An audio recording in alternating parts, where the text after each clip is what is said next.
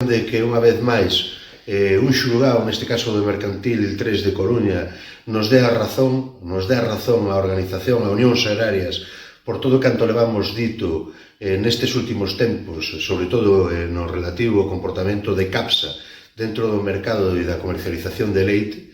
En ese sentido, e como decía, a satisfacción xa non por esta sentencia, sino polas dúas anteriores, tanto en primeira como segunda instancia pola vía civil, esa demanda que nos ten presentado CAPSA e que está resolta, polo tanto, e que xa é firme, e esta nova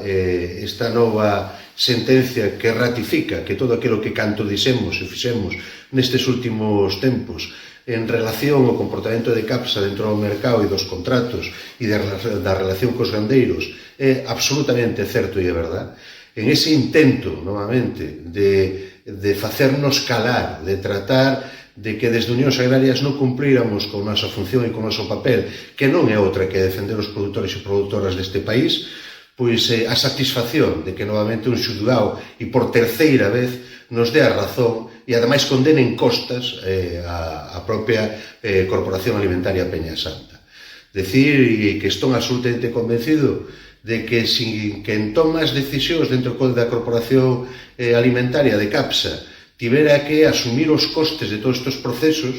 é máis que probable que o pensaría dúas veces e que desde logo non tomaría decisións que perxudican gravemente a propia